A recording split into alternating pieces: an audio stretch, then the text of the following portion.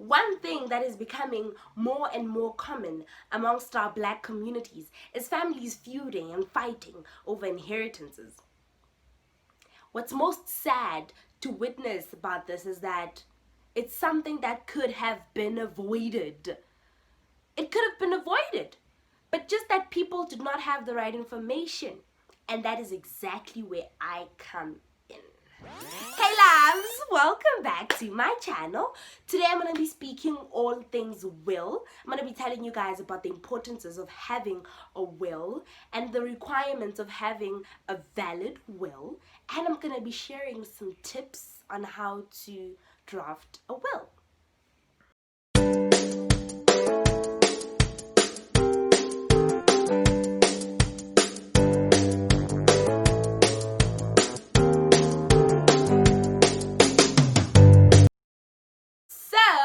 Without wasting any time, this video is going to be quite lengthy because it's going to have a lot of information.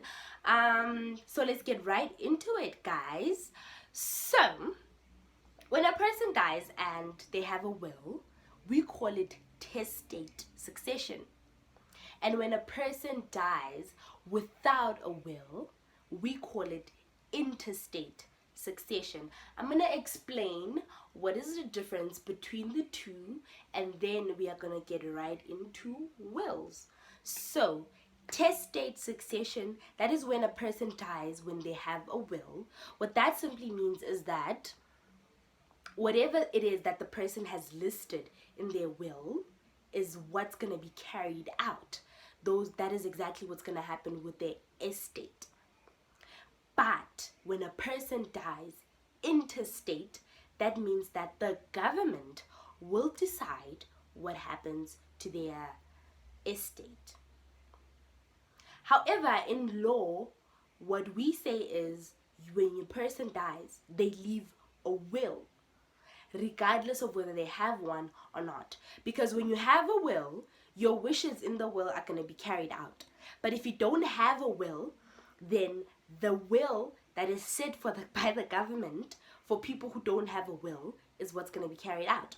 And that is according to the Wills Act 7 of 1956.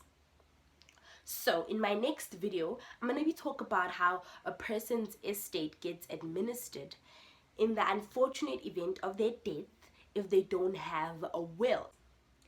But in this video, I'm going to be telling you guys about the importance of dying testate, and that means leaving behind a will. Because honestly, dying and not having a will is something you will not want to do after hearing everything that I have for you today. So let's get right into it. So first and foremost, what I want to tell you guys about is the importance of having a will. So number one, you make the decisions. That means you have the final say. You know, a person's will is their last say, their last decisions on their estate and how they want things to be or how they want things to work in the unfortunate event of their death. So if you don't have a will, you don't have that say. The government will make that say for you. And I really don't think anyone wants to have the government have a say on their estate, something that they worked hard for. So you have the final say. You get to decide how your estate is to be administered.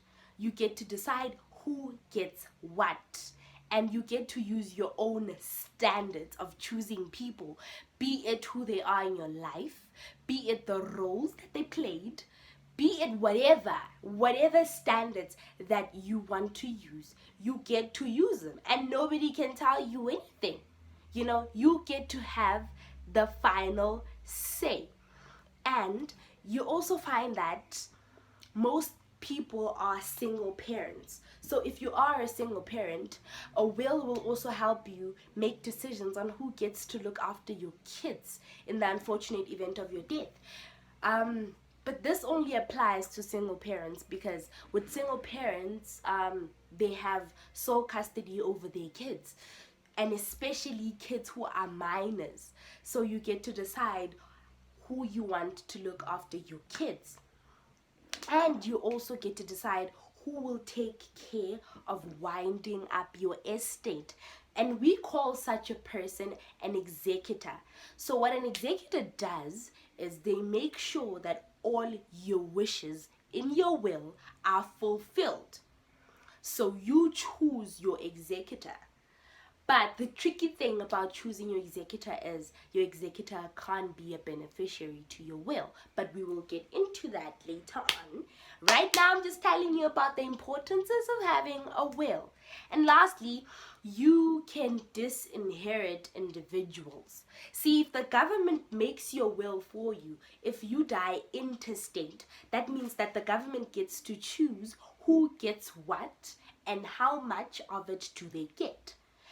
But like I said, I'm going to make another video explaining how intestate succession works and how the government has set out all these things. But now, if you die testate, you get to decide who you don't want to get your property. Be it your kids, be it your siblings, be it anybody who might stand a chance to inherit things should you die without a will. So number 2, it avoids legal implications. What this simply means is that people fight, families fight over inheritances, and you find that it causes a lot of legal implications. Now people are being dragged to courts and all of these things, and I don't think anyone wants to die and leave family feuds behind, where now their families are fighting, where their kids are fighting over their wealth and over their properties. Leaving behind a will avoids all of that, and it reduces family conflict, because honestly, whether we want to admit it or not, people do fight over such things. They do. People fight over inheritance. People kill each other over inheritances. So a lot of things can be avoided with just one piece of document. Just one piece of document. It can avoid a lot of family feuds, a lot of legal implications, a lot of family conflicts. They can be avoided by this document. Number 3, it prevents interstate succession. Like I said, you want to avoid interstate succession by these flies, damn it! You want to avoid interstate succession by all means. Yeah, so you really want to avoid interstate succession because it limits you. You don't have a say anymore. You don't get to make any decisions anymore. The law makes the decisions for you. So it is something that I urge and would advise every person to avoid. And number 4, tomorrow is not guaranteed. People want to put off having wills. They want to make it wait. They want to make excuses. They want to procrastinate. They want to do all of these things. But honestly, tomorrow is not guaranteed. We don't know how long we're going to live. We don't know what's going to really happen to us in the future. We don't know when we're going to die. And that is the reality of things. Like, honestly speaking, that is the reality of things. So, if I were you, I would get to writing my will as soon as possible, because indeed tomorrow is not guaranteed. And having a will save you. Well, not necessarily you, but your family, your loved ones, from all of the heartaches that could come with you not having had a will before you died. So, now I'm gonna move on to the requirements of writing a valid will, because I truly believe that you guys are gonna sit down and think about what I just said. Think about actually having a will. Okay, so the requirements of writing a legal will as per the Wills Act 7 of 1953 goes as follows. Number 1, a will may be handwritten or typed. This means that you can grab a page, grab a pen, and start writing your will. Or if you have a laptop, or you can go to an internet cafe, you can go and have it typed. So a will can be handwritten or it can be typed.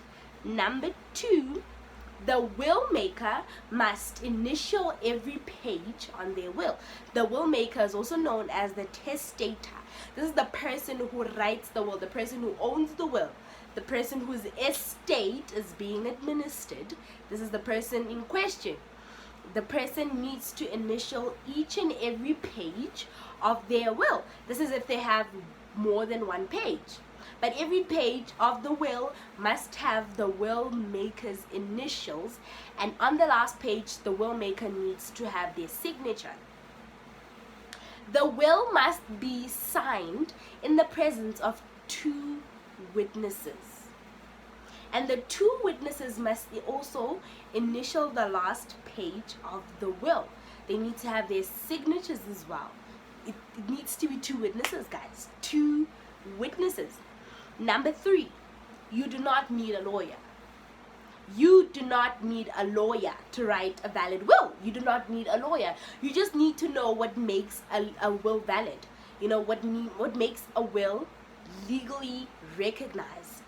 If you have that information, guys, honestly, you do not need to have a lawyer. Number 4, the person needs to have legal capacity. Our law, as set in the Wills Act 7 of 1953, gives legal capacity to anyone of the age of 16 and above. What this means is that if you are at the age of 16 and above, you can write and own a will. And number 6, you need to state your wishes clearly. The testator or the will maker's wishes must be clear and concise. It must be straight to the point. You need to have your wishes clear, that this is what I want. My husband gets 20% of my property. Your wishes need to be said clearly. Like, you can't be using Shakespeare's language in your will. Your wishes need to be clear, concise, to the point, and easy to understand. And lastly, the person writing the will maker, or rather the testator, must be of sound mind. This means that the person should not be under the influence of anything. The person should not have any mental issues. They should be of sound mind.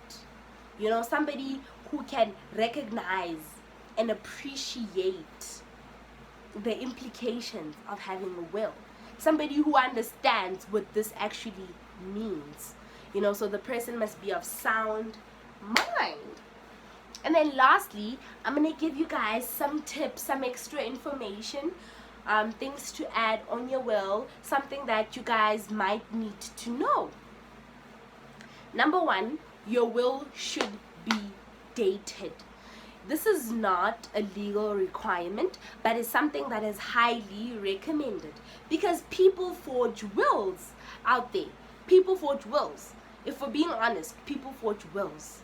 You know, so if your will is dated, it cannot be altered or changed. It has a date, you know, and in the unfortunate event of your passing, we know when your will was written, and we can use that information to determine whether your will meets all the legal requirements set for having a legal will in South Africa.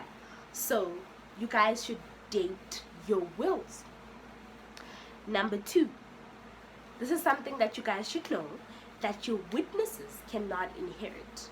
So whichever 2 people that you choose as your witnesses to your will, they cannot be beneficiaries. They cannot inherit anything in your will. They cannot be your executors. They cannot be the people set apart to look after your kids, in essence, they cannot be in your will at all. They shouldn't be in your will. The only place for them in your will is as witnesses. And also your executor. Your executor cannot inherit. They cannot be a beneficiary to the will. So whichever person you choose, make sure that it's somebody who you did not put as a beneficiary to your will, because they cannot inherit. And also it's advisable to number the pages. Number the pages so that everything is all in order and we can know that how many pages you have in your will. And lastly, you can appoint as many executors as you please, but don't exceed 3, because it might cause a lot of confusion. It might also lead to the conflicts that you're trying to avoid. So you can appoint executors. What is actually really advisable is for you to have copies of your will and keep it with your executors, and then let your children know where your wills are, because in the unfortunate event of your passing, your original will is what's going to be required. We're going to need, not we, but they're going to need your original will.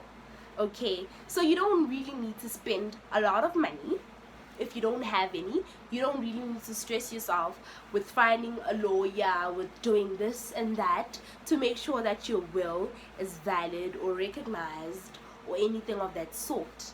You can do it at home by yourself, and it's something that's going to be legally recognized.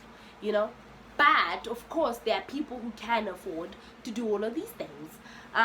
What most people do is they go to banks and they write their wills with banks, and they appoint an executor, somebody who works at the bank. They just somebody who's helping them with their will. Most people choose to appoint that person as the executor of their wills. But what sucks with banks is that you're gonna have to pay. It's not for free. You're gonna have to pay, and banks only take up wills of people who have an estate that winds up to a certain amount of money. And if your estate is less than that, then the bank, whatever bank you choose, is going to step down as the executors of your will and appoint someone else. So if you don't really have the means to go to a bank and write a will, you don't need to stress yourself. Honestly, it's something that you can do at home by yourself, and just grab your pen and paper and just do it, man. I'd like to reach out to all South Africans, especially black people, and let them know that it's really important to have wills. Wills are very, very important. Shows like Gugitila exist because people don't have wills. And the last thing you want is to put your family through hardships, man. Through a difficult time when they're already mourning your death, and now they have to fight for your property. Now your kids are getting disinherited, or people who weren't supposed to get things are now getting things because you did not have a will. I urge you guys, write a will, guys. Write a will. Write a will. Write a will. I cannot say it loud enough. Write a will. Draw up a will and actually just plan out everything. Sit down, think about it, and do it. Do it before it's too late, because honestly, tomorrow is not promised. The trauma of having to fight for your estates when you would have wanted them to have it, but now they can't have it anymore because the law has to choose your final will, because now your final will rests with the law, with what the law says. So draw up a will, guys. Draw up a will while you still have the chance. It's never too late, guys. I hope you guys enjoyed the video.